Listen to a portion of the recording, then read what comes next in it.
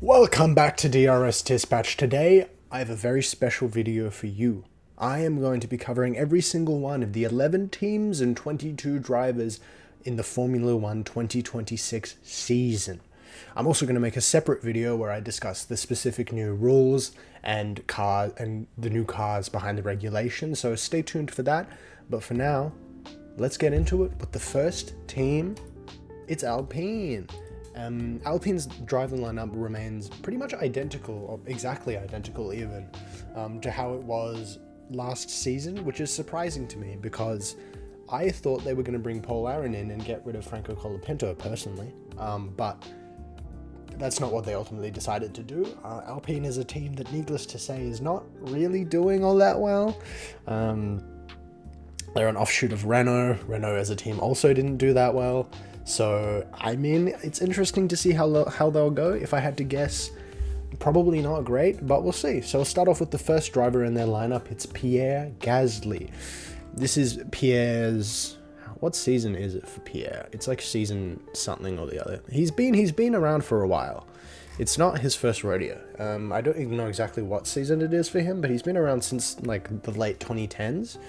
Obviously, he's entered 177 Grand Prix, which is a lot. Probably similar to the amount that Lando has entered. And yeah, I mean, he got a race win back when he was racing for Toro Rosso. I certainly think back in the day, Pierre was one of those racers who had a lot of promise, I would say. He seemed like he was going to be really, really solid, but Toro Rosso kind of screwed him over. There was nowhere he could go. And then, you know, that was that. And now he's in Alpine, and he's been stuck there. And he's done okay. He's done all right. I don't think Pierre's a terrible driver. I just think Alpine is not a particularly... Sorry about the motorcycle. Not a particularly good team, unfortunately. Obviously, it's run by Flavio Briatore, who is notorious for being a little bit dodgy, if you know anything about him. So, yeah, I mean... He's also notorious for making pretty good cars. I mean, he was behind Fernando Alonso's dual championships back in the early 2000s. So certainly I think it's not out of the question that Alpine might end up okay, but who's to say? So yeah, that's Pierre Gasly. He's got a win in his bag, which is more than some drivers can say, only 5 podiums. If I had to guess, he'll probably have another kind of season like he did in 2025, which is a shame because I think Pierre's a driver who has a lot of promise. I definitely don't think he's one of the best drivers on the grid, but I think if he had a car that was good, he'd be able to perform pretty well. So, yeah. On to the next Alpine driver. It's Franco Colapinto. Franco entered the sport in 2024, where he raced under Williams when... they kicked Logan Sargent out. This is his third season, second official season, but third technical season in the sport. He has yet to get any podiums, no wins, hasn't finished higher than 8th, and to be honest, I'm not entirely sure why they're still deciding to keep him in the sport, because he's, to me, a rookie that is just okay. I don't necessarily think he's excelled in any regard, and I don't think he's done poorly in any regard. He certainly showed a lot of promise when he raced in Williams in 2024. He was doing extremely well, but he's still a rookie at the end of the day. And I think it's very difficult to judge the quality of a driver when it's only their second season in the sport, you know? So, you know, I wish Franco the best, and I hope he does well going well into this season. Certainly, I think it's really cool having an Argentinian driver on the grid, you know, really cool for that country because it's not a country that is very well represented from my experience in Formula 1. So I think that's really cool.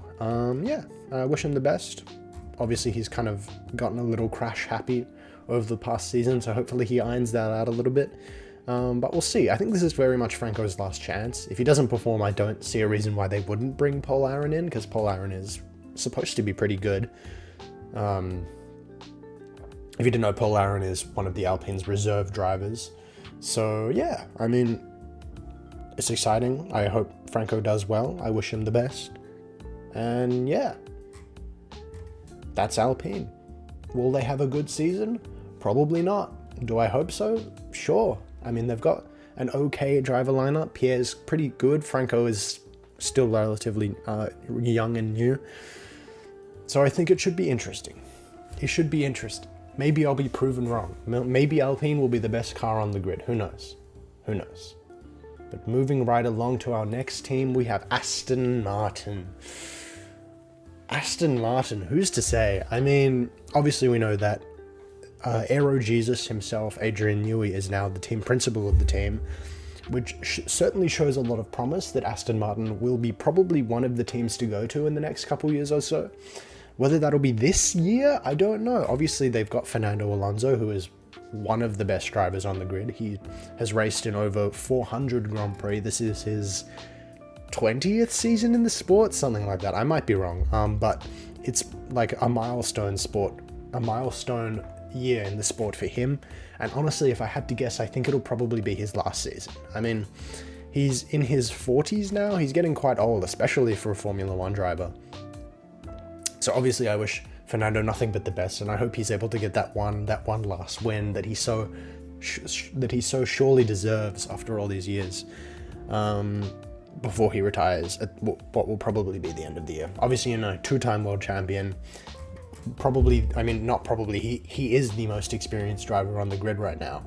So I think it's safe to say that if that Aston Martin's good, don't count Fernando out. I reckon the Aston Martin will probably be pretty solid, if not top of the mid-pack, just because Adrian Newey is the one holding the reins of that entire operation. So yeah, we'll see how Fernando goes. I hope he goes well. I'd say he probably will. But yeah, moving on to Aston Martin's second driver, we have Lance Stroll. If you don't have anything nice to say, don't say anything at all.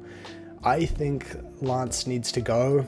I'm not sure there's much. If the Aston Martin ends up being extremely good in a year or so time, I'd say there's not much reason why they would even bother to keep him in the team. Obviously, you know, Lawrence Stroll is still there to protect him, but I just don't see Adrian Newey buckling and being like, no, we're going to keep this guy because of Lawrence Stroll. Even Lawrence Stroll might be like, are you really doing anything, Lance? Why are you here? Maybe I'll be proven wrong. Maybe Lance Stroll will become world champion in a couple years' time. But he just doesn't, I just don't think he cares. I just don't think he cares. You know, if you don't have anything nice to say, don't say anything at all. Cool having a Canadian rep. He's probably a nice bloke. I don't doubt. But certainly he hasn't proven to be that great of a driver. He's proven to hog that seat way, way longer than you'd think he should have. And he probably will continue to do so, I don't doubt.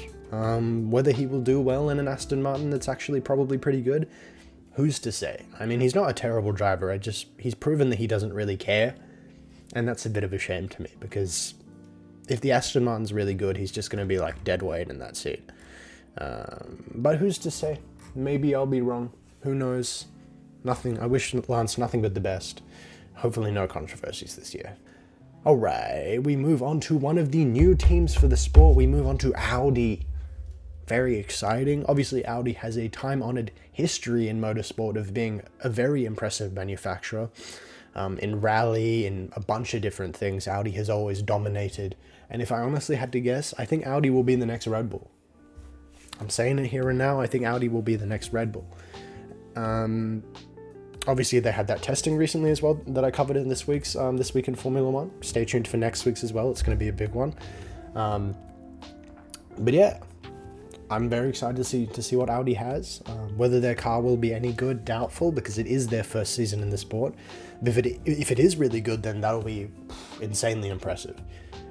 So yeah, let's get into Nico Hülkenberg. Nico Hülkenberg is probably the second most experienced driver on the grid, I would say, outside of Fernando Alonso. He got finally his maiden pole, or his maiden podium, last year at Silverstone, which was extremely exciting after a long run of being in the sport and having 0 poles.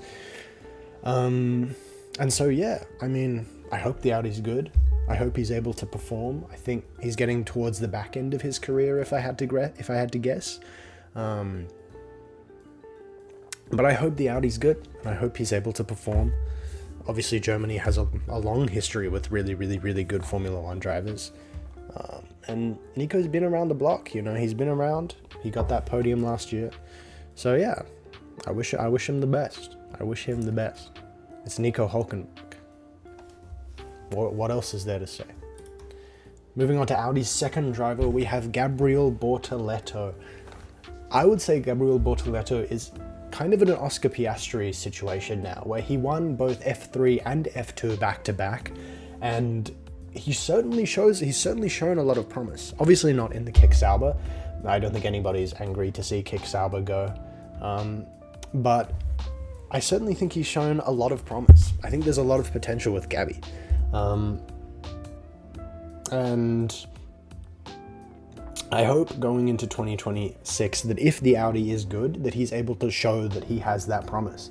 Because out of all of last year's rookies, I definitely think Gabby was the one who was in the unfortunate situation of not having a motor vehicle that was at all good enough to truly be representative of his talent. And clearly he's very talented. So I hope the Audi's good in the next few years, and I hope he's able to prove to everybody that he is that good, like Oscar was able to this year. So yeah, I mean, obviously this is his second season in the sport. This is the big one, I would argue, well, one of the big ones. The second and the third are kind of big ones where you really prove whether you're here to stay or not. And yeah, I mean, the Kicksauer didn't have a terrible season last year. It's certainly one of their better seasons that they've had. I think going into 2026, Audi now has a really, really great driver lineup of kind of this rookie who has a lot of talent and Nico Hülkenberg who has a lot of experience. They seem to be really good mates. So yeah, I mean, it's exciting. It's always exciting to see an entirely new car manufacturer enter any sport, and especially one as prolific as Audi. So I wish them nothing but the best, and I hope going into this season that they're able to really perform and show that they're, here to stay, like I think they will be. And now moving on from Audi, we have the 11th and entirely new Formula One team. We have Cadillac. Cadillac is a race manufacturing company that I don't think has much of a history in motorsport. Though obviously it's always exciting when we get new teams, new manufacturers. And now in this season we'll have 22 drivers instead of the usual 20, which is awesome because it means more opportunities for people to come and enter the sport in the future. And I think it also opens the door for more manufacturers to possibly come and give the sport a crack if they want to. And it's kind of the first real American kind of racing company inside of Formula One, outside of Haas, of course. Though Haas is kind of like, are they really American? I don't really know. But yeah, I think it's very exciting. Whether or not Cadillac will perform all that well, I think is questionable. I personally probably wouldn't bet on it, but who knows? I mean, you never know what might happen. And they've got two absolutely fantastic drivers, so if anything, it'll be a good kind of jumping off point for Cadillac to be able to kind of have these two super experienced drivers come in, start really formulating where they want to go with the project. And then hopefully into the future, they'll be able to have some really great cars and some really great performances, but we just don't really know. We don't know.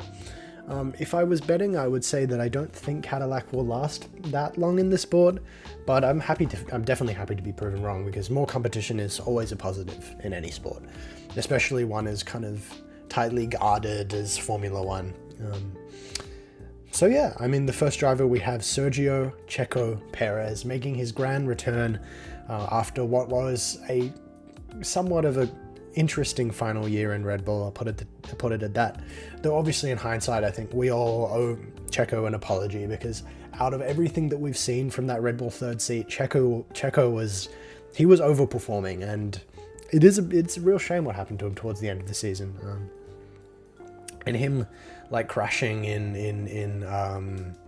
the final race and then like getting booted was such a shame. So I am glad to see him back, because I mean, he's a quality driver. He has the experience, he has the knowledge. He survived being Max Verstappen's second in command for a hell of a long time. Not second in command, but second to Max Verstappen, which he's actually now commented. I swear I read somewhere that he said that he absolutely hated being second to Max and that it was not a pleasant experience. But yeah, I'm happy to see Checo back. Obviously, he's a driver with a lot of experience. He somewhat thrived in that Red Bull until the end of his tenure there. And yeah, I mean, he's got 6 wins under his belt, a whole monicum of podiums. He's a really great driver, and he has a lot of experience. Obviously, it's cool to have another Mexican driver on the grid. It's great for the fans, especially going into the Mexican Grand Prix. It'll be extremely exciting for them to have him back on the grid. And yeah, I'm excited to see how he goes with Cadillac. If I had to guess, they'll probably occupy 21st and 22nd for most of the year. But we just don't really know. I mean, there's other teams that seem to not be doing all that hot. And I think the bottom of the grid will be somewhat competitive. I'm not even sure there'll be a bottom of the grid. Maybe we'll just have a mid pack and a front pack. But where Cadillac goes and how well they do and if they even get through the first race unscathed without any major problems is yet to be seen. But I think we'll see. We'll get a good gauge for how good their car seems to be going into Bahrain. But I'm very happy to see Checo back, and I'm excited to see how he does, and excited to see him kind of bring back what made him so great, which he kind of somewhat lost towards the end of his time at Red Bull, unfortunately, due to stuff outside of his control. But yeah, moving on to the second Cadillac driver, we have, admittedly, I think a personal favourite of mine and many other people. It's Valtteri Bottas, the honorary Australian himself. I'm very, very happy to see Valtteri back on the grid. He was so good at Mercedes back when he was in Mercedes, and he had such a good year, but he was, of course, next to Lewis Hamilton, which is always a hard task. And yeah, I'm just glad he's back. He had a rough time in Kick-Sauber. I mean, there's not much to say. That car was never good, and there was not much he could do. But I'm very happy to have him back. He's a big character. Everybody loves to see Valtteri Bottas, and I'm glad he's back. And he's an absolute seasoned veteran of a driver. He has 10 wins, 67 podiums. He's one of the more experienced drivers of on the grid, and for Cadillac to have both Valtteri Bottas and Checo Perez it's a privilege. I mean, it's two extremely experienced drivers who have entire breadth of knowledge and experience, being able to kind of start this new project in what I would say is the right way. So I think it's very exciting for Cadillac. They've got these two experienced drivers who will be able to kind of lead the way for the future. So if they get on the right foot, if they get off on the right foot, I think they should have a year of learning and a year of experience, if anything. So yeah, I'm just glad to see Bottas back on the grid and outside of the reserve driving spot in Mercedes. Yeah, I think it's great. Let's move right along. To Ferrari. What can I say? 2025 was a disaster. It was an absolute disaster. The Ferrari was nowhere the entire year. Obviously, Charles had he had a few solid performances, but I've said this before, but I believe that Charles is the second best driver on the grid, second to Max Verstappen. I think he should already be a multi-world champion. He's that good. And it's such a criminal shame that he has been just completely underutilized, getting terrible car after terrible car. And it's just, after all the promise that was shown in 2024, for 2025 to be such a terrible season was just, it hurt me. I think it hurt a lot of fans. It hurt me and a lot of fans, because it was just, I mean, when you think Formula One, you think Ferrari. Obviously they're the team that carried Michael Schumacher, or not carried, but they were the team that gave him those 7 world championships, or helped him to get those 7 world championships. And to see them fall so low, it's such a shame. It's so frustrating, because I want nothing more than Ferrari and Charles to succeed, and Lewis, of course, as well. So yeah, it's bad when you've got 7-time world champion Lewis Hamilton, who's probably on the Mount Rushmore of Formula One drivers, saying that he is washed and terrible and he doesn't believe he's worth even having a spot on the grid. It's just, it breaks my heart. It really does. But obviously, we have Charles Leclerc, a personal favorite driver of mine as well. I'm a big fan of Charles. The Monegasque himself, number 16, solid 8 wins under his belt, 50 podiums, which is a lot. He's been around the block. And yeah, 27, is that true? 27 first place? No, 8 wins. He's only got 8 wins. Okay, that means that's counting pole positions. I see. Yeah, I see. 27 pole positions. Cool. Yeah, he's a great driver. I hope the Ferrari's good. Obviously, he got married recently. Congratulations, Charles. Number 16. yeah, I'm not sure there's much else to say. I hope he has a good season. If the Ferrari is at all anywhere good, hopefully he's able to fight for a few victories, if not the championship. And I'm excited to see what it has to take. I have very little hope that they'll be able to deliver a car that's anywhere near as good. And I think this is kind of Charles' last chance with Ferrari, to be honest. Over the next 2 years, if the car's not good and he's not getting anywhere, I mean, he is at the prime of his career. He's not going to get any better than he is right. Well, that's not true. But he's at the peak of his like physical Formula One career right now. So if he wants to win championships, now is the time, you know? So I hope if Ferrari doesn't end up being good over the next 2 years and it doesn't end up working out, he's able to move to an Aston Martin or something like that, and he's able to get the opportunities that he deserves, because he deserves them. He really does. And Ferrari have done this man dirty too many times. Anyway, moving on to the second driver, number 2, it's Lewis Hamilton. I have not much I need to say about Lewis Hamilton. 7-time world champion, 105 wins, 104 poles, 200 podiums, 5,000 career points, nearly 400 Grand Prix. In fact, he'll be crossing 400 Grand Prix this year. That's exciting.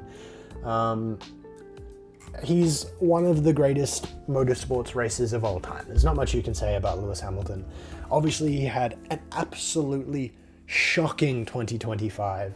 I think personally, off track and on track, just nothing went right for him, which is such a shame. You hate to see such a brilliant and fantastic motorsport driver fall into this cycle of just not believing that he's good enough and lacking self-confidence and saying all these things about himself that is just like, oh, it hurts. It really does hurt. And after all the hype and all the building up around like, oh, Lewis going to Ferrari, it's like, yeah, it was such a criminal shame. It really was. But yeah, I mean, I hope he has a good 2027. I really do. I think chances are this will be Lewis's final year. If I had to guess, I think if that Ferrari is no good, I think he'll probably just bow out and say, nah, I've had enough. He's I think he's 40 something now. He's in his 40s, if not in his late 30s. So I think him and Fernando, I think this is kind of their final swan song, you know? If they're not able to ride that wave into next season and hopefully have the car be even better if it is any good this year, I think there's a high probability this will be it for Lewis. And I just hope he has a good year. I really do. I hope he has a positive year where he's able to get a couple wins. He's able to bow out with his head held high if he wishes to retire. Or he's able to perform brilliantly and have some great races where he wasn't able to this year. I mean, he's on the Mount Rushmore of Formula One for a reason. And he deserves better. He really does. Ferrari deserves to give him better. So there's not much to say around Ferrari other than I just hope they're good. That's all I can say. Moving on, our next team is the one, the only Haas. So we start off with Esteban Ocon. What can I say about Haas? Haas has always been an interesting team to me. They've kind of, obviously they've gotten a lot better since Ayao Komatsu took over the team. Certainly I think there's a lot of promise in their partnership with Toyota going into 2026. Where I believe Toyota are their title sponsor now, which is very exciting. Toyota has a lot of history in motorsport, so that's quite exciting. Yeah, what's there to say? I think there's certainly been a lot of air sucked out of Haas. Now that Cadillac's entering the sport, they're kind of like, are they really the American Formula One team, like they've said they have been over the past few years? But I hope they have a solid year. I think again they should be okay. Hopefully they can creep up the mid-pack a little bit. They had a pretty solid 2025, all things considered. But yeah, their first driver is, of course, unchanged from last year. It's Esteban Ocon. Esteban Ocon with 1 win, a solid 1 win, 4 podiums. Highest grid position is 3rd, really, that's interesting. No pole positions, 180 Grand Prix. I think he's been around the block as well. This is, I think, his 4th or 5th season in Formula One. Probably more than that, actually. 180 times 20 is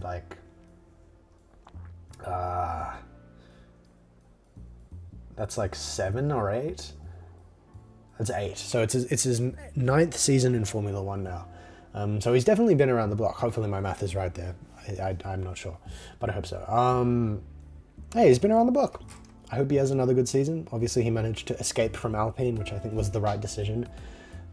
Though Alpine did end on a good note in 2024 with that double podium. They got that 2nd and that 3rd. Towards the end of I think it was Brazil 2024, if I'm correct. Yeah. Hopefully Esteban does well. Hopefully he's able to get a couple podiums, get a couple things in there. I think Esteban is a driver that certainly showed a lot of promise, similar to Pierre when he was younger, but he's gotten the short end of the stick a few dozen times now, which is a shame. So I hope Haas are able to deliver a good car. I personally probably wouldn't bet on it, but you never know. Formula One is an ever-changing sport. Who knows? Esteban is certainly not, I mean, yeah. I was going to say certainly not getting any younger, but that's not true. He's still young. Yeah. Not much else to say about Esteban. Let's move right along to Oliver Behrman. Another one of the rookies in his second season. Which I personally rate Ollie Behrman. I think Ollie Behrman is a brilliant driver. I think he's really good. All the rookies, I would say, that have come into the sport have been absolutely outstanding. And I think Ollie's no exception. I mean, obviously he had that first race in Ferrari where he ended up doing extremely well. And he had a really, really good year last year, all things considered. I mean, he got 4th, which is extremely exciting, highest race finish. He qualified P8 twice, which is exciting. He only DNF'd 3 times, especially considering how horrid his Australian Grand Prix was last year, if you remember that. Yeah, I mean, it's exciting. It's extremely exciting for him. I think he's a quality driver. Hopefully an opportunity is able to open up for him in a bigger team like a Ferrari or something. I don't doubt Ferrari would jump on that opportunity considering his history with the team. If Lewis was to retire or if Charles was to leave or something like that. Yeah, I rate Ollie Behrman. I think he's a quality driver. UK has a history, or the United Kingdom has a history of producing quality drivers, and I think Ollie's no exception. So I hope he's able to build on the momentum that he had in 2025 and continue the season start the season on a positive note and continue it on a positive note. So yeah, I think this is exciting. It's the second year for so many rookies. It's super exciting to see where they'll go and what they'll achieve, and especially considering how many quality rookies there are. It's extremely exciting. So yeah, good on Ollie. That's us. Moving on to McLaren. Obviously, McLaren was the talk of the town last year. You could make multiple videos about all the stuff that went on with McLaren. McLaren is a team that I feel very let down by as an Australian, if I'm being honest. So there's a little bit of Australian bias here. And there's just so much that went on last year that I don't even want to get into it. Yeah, I mean, in terms of where I think McLaren will be, I think they'll probably have another really good car. As a collection of engineers and people back at Woching, they've got they've got probably one of the best teams of engineers in the entire sport right now. They've got nothing but quality, so I don't doubt that the 2026 car will be good for McLaren. Whether it will be the best car and the dominating car like it was in 2025 is to be seen. I don't think it will be, if I had to guess, but I think it'll be pretty good. It'll be pretty solid. So yeah, I mean, it's exciting. Let's talk about Lando Norris. Lando Norris is a driver that a lot of people don't really like, which I've found always interesting. I'm not the biggest fan, but I don't dislike the bloke, and I think he's a quality driver. Yeah, obviously, one-time world champion, 11 wins, 44 podiums, 16 first place 16 pole positions, 150 Grand Prix. This is his 8th or 9th season. I think it's his 9th season in the sport as well. Yeah, I mean, Lando is coming off the back of a world champion, which is certainly difficult momentum to carry. Having achieved essentially the pinnacle of motorsport, how do you possibly carry that momentum into another season of Formula One? That's going to be a challenging task for him, I feel, especially if that McLaren is not at the dominating level that it was in 2025. I think it'll be a difficult year for Lando to carry that momentum into. And there's certainly going to be a lot more pressure now, though Lando has seemingly has kind of figured it out, how to ignore the pressure and just do his own thing, which I think is good for him. Especially after all the backlash behind them going on about like, oh, he's mentally weak and everything. I think, yeah, I'm excited to see how Lando goes. I think it'll be interesting if he's able, again, to carry the momentum. Whether or not he'll be able to, I'm not sure. Certainly he's a more seasoned driver than he was in 2024 now, so I'd say it's likely he will be able to. And if anything, he's achieved his dream of being a world champion, so the rest of it is all for fun, But yeah, that's all I have to say about Lando. Moving on to one of my favorite drivers on the grid, it's Oscar Piastri. The one and only Australian on the grid. Fourth season in the sport now, 70 Grand Prix, 9 race wins, 6 pole positions, 26 podiums. Probably the current leading rookie on the grid, or rookie in quotation marks. And the person who I personally think should have won the world champion in 2025. But things didn't go his way. What's happened has happened. There's no point crying about it, It's only his 4th season in Formula 1 now. So I certainly think there's a lot of promise with Oscar Piastri. And as an Australian, of course, there's a lot of bias. But I am extremely excited to see what he can do going into 2026. Coming off the back of all the experience and knowledge that he's gained of being in the World Championship contention, I think if the McLaren is good, this will be the year for Oscar to really step up and see whether he will perform enough to get a world champion. Because I think he solely deserves it. I think his time will come. Given more years and more time, I think Oscar could be one of the best drivers on the grid. Obviously, there's a lot of bias there, but I rate Oscar heavily. I think he's a quality lad and a quality driver, and I wish him sincerely nothing but the best going into 2026. But yeah, obviously it's not going to be easy. Lando is not going to buckle down if the McLaren is again the best car on the grid. And obviously going into the back half of the season, Oscar had clanger after clanger after clanger. It's abundantly clear the pressure got to him. Though hopefully he's learned from that now, and he has that experience now to be able to carry that on into this new season. And I think it's exciting. I think both Lando and Oscar are both a really good shot again of winning. If that McLaren is as good as it was this year, certainly both of them have a lot of opportunity to be able to carry their momentum into this new season. And yeah, I wish Oscar nothing but the best. As an Australian, I'd love to see him win the world champion. It would be an absolute dream come true for me personally. Because who doesn't love to see somebody from their home win the highest pinnacle of motorsport? It would be extremely cool to see.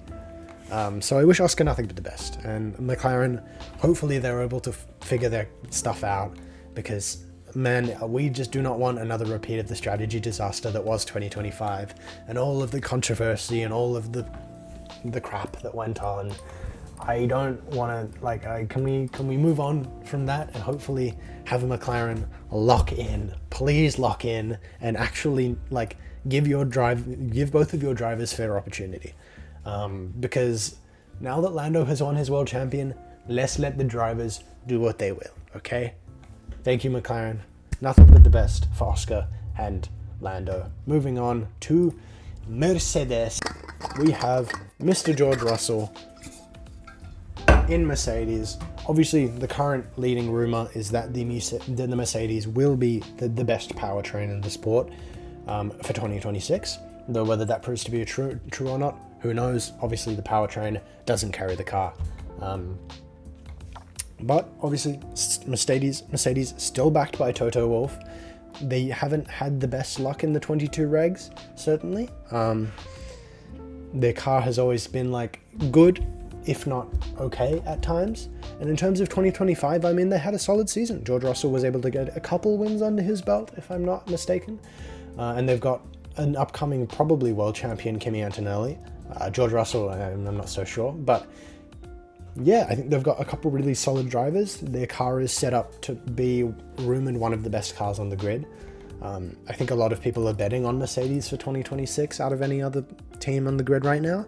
So there's certainly a lot of opportunity for George. I think George will step up, and I think he's definitely capable of winning a world championship if given the opportunity. Obviously, Toto Wolff is a seasoned veteran in the sport, so I think if he is given the opportunity, he will deliver a good car. So let's talk George Russell. Obviously, I've already talked about him a little bit. I think he's definitely got a lot of great opportunity. He's got 5 wins, 24 podiums, 24 first place positions, 7 pole positions. Sorry, 8 first place positions and 7 pole positions. And yeah, I mean, George definitely started off his season a little, his Formula One, well, his Formula One path, a little bit crash happy, but that's definitely calmed down the more experience he's gained. This is similar to Lando. I think it's his 9th season in the sport. So he's certainly at a position in his career where I could see him possibly being in the position to win a world championship. And if that Mercedes is good, I think he definitely has a lot of opportunity there. Obviously, his second driver is still only in his 2nd season and somebody who is very, very young. So I think George has a lot of opportunity. I think he'll do well. If the Mercedes is good, I think he'll perform incredibly well in 2026. And yeah, I would bet on the Mercedes being up there personally. I think it would make a lot of sense. They've been down and out the past couple of years, but they seem to kind of be on the up and up and up and up. So if they're able to carry the momentum of 2025 into 2026 with the new regulations, I think there'll be a lot to look forward to for George. So yeah, moving on to Kimi Antonelli, the second driver of Mercedes. I rate Kimi highly. I think Kimi's a great driver. I think he's a future world champion. Toto seems to rate him as well. So yeah, 24 Grand Prix. Second is his highest place finish one time. 3 podiums. No poles, but he did start second once. And yeah, I think Kimi shows a lot of promise. Similar to other rookies, I think I hope he's able to carry the momentum that he finished the season off with into the future season and just keep building his skill and his knowledge. Obviously, he's very young. He's only 19 years of age, so certainly a lot of pressure being so young and so in the media attention. I think Kimi has a lot of opportunity, and obviously if that Mercedes is the best car, there's a lot of opportunity there. I think Max was a lot older when he first won his first championship, but I don't think we can count Kimi out. Obviously, he had some confidence issues in the middle of the year, and then there was just some kind of situations that didn't go his way, etc., etc. But yeah, I think there's a lot of potential with Kimi, and I wish him the best. Go Kimi. I'm going to speed it up now a little bit because this video is already very long, but now we have Liam Lawson in the Racing Bulls. Not much to say about Racing Bulls. I hope they are able to continue being good. They showed a lot of promise in 2025. Hopefully they can carry that into 2026. We have Liam Lawson, their first race car driver. Obviously he started in the Red Bull, but he has 5th is his highest finish, no podiums. 3rd was his highest grid start with no pole positions. He's not won a race either. Yeah, I think Liam's pretty good. That's all I really say. He's another pretty solid rookie. Again, I hope he's able to carry the momentum into 2025. Obviously, he didn't start the season in 2025 all that great, with struggling a little bit in that Red Bull, which was not surprising. But yeah, I wish him the best. I hope he has a good one. Go Liam. For the second driver, we have a completely new driver. From Formula 2, we have Arvid Lindblad in his first ever rookie season in Formula 1 for Racing Bulls. Complete 0 on the thing. He's not won. He's not got any poles. This is his first official rookie season, and I hope he does well.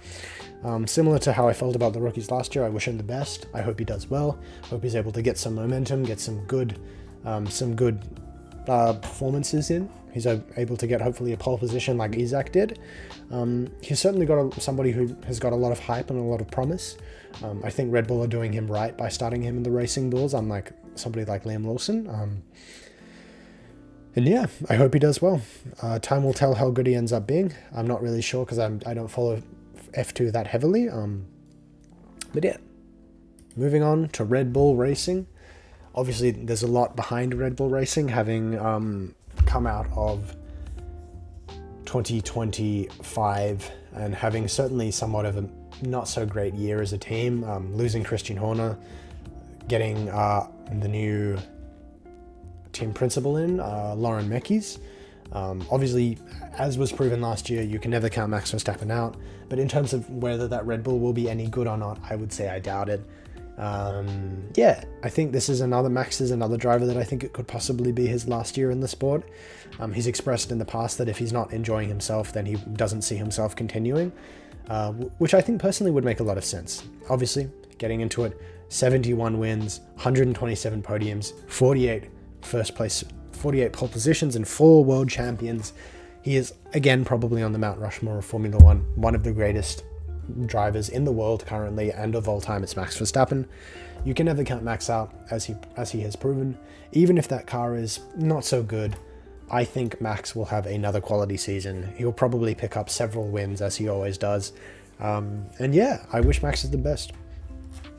Max is somebody who I think a lot of people haven't liked historically, but I think he's cool. He's the best driver. He's the best race car driver in the world right now. So certainly, if the Red Bull is anywhere near good, he'll probably be in the top 3 come the end of the year. But yeah, there's not much else to say about Max. Hopefully, the Red Bull's good. Isaac Hadjar has been promoted to Red Bull as well for the second driver. With highest race finish was 3rd. He got 1 podium. He finished 4th 1 time and no pole positions. Isaac is another rookie who showed an incredible amount of promise. I'd argue probably the most promise out of some of the rookies. And I think it's really cool that he's getting promoted to Red Bull. Obviously, there's a lot of history behind that Red Bull second seat. Not all of it is good, I will say. So whether or not that Red Bull is in a position to benefit both drivers is to be seen. But I wish Isaac the best. I think he's a quality driver. I think he definitely has the talent, he has the skill, he has the opportunity. And I wish him the best. And I hope he's able to carry his momentum, similar to every other rookie, into the 2026 Formula One season. Go Red Bull. All right. Now we move on to the final team. We move on to Williams. Williams is a team that I rate very highly. I think they're going to have a quality 2025 or 2026. I think they're on the up and up. Carlos has expressed a lot of hope and a lot of positive things about the future of the Williams project. I think Carlos is a very, very, very good driver and somebody who's very intelligent and knows a lot about the sport. And has a lot of insight that I think tends to be correct. So I think Williams will probably be at the top of the middle pack this year. And I think as time progresses, I would say Williams will just get better and better and better. I think James Vowles is one of the best team principals on the grid right now. And I think Williams, they've got quality drivers. There's a lot of opportunity there, definitely. Going into Carlos Sainz, another personal favorite driver of mine. Carlos has 4 wins with Ferrari, 29 podiums. He finished first 6 times with 6 pole positions in total. So Carlos is somebody who is, again, I've said it, he's a quality driver. He's a favorite of mine. He did incredibly well in Williams. I think he got a couple podiums throughout the year, if I'm not misremembering. And yeah, I think if the Williams is good, I think he'll dominate again. He's a great driver. Not much else to be said. Let's move on to the second driver on the grid. It's Alexander Albon with 3 third-place finishes, 2 podiums. He finished 4th 5 times with 0 pole positions. It is Alexander Albon. Alexander Albon is a driver who I think is okay to good. But if that Williams is really good, I think he'll certainly have a lot of opportunity to prove himself. I certainly think going into 2025 that in 2025 there was a lot of opportunity for him, and times when he under-delivered, and he delivered as expected other times, and even over-delivered sometimes. So yeah, if the Williams is good, I hope Alex Albon is able to perform. With all that said and done, that is a rough overview of all of the drivers and teams for the 2026 Formula One season. If you made it to the end of the video, thank you so much for watching. This was probably a 40-minute-ish long video. Lots of rambling. Thank you for listening. Like and subscribe if you could. I would greatly appreciate it. And thank you for watching. I hope you have a great, wonderful day. Stay tuned for Monday, where This Week in Formula One is going to go up again, episode 2. Go and watch episode 1 right now, live on the channel, if you would like, going over some news and information from the last week or so of Formula One. And yeah, thank you for watching. I hope you have a great, wonderful day, and I'll see you next time. Bye for now. Bye!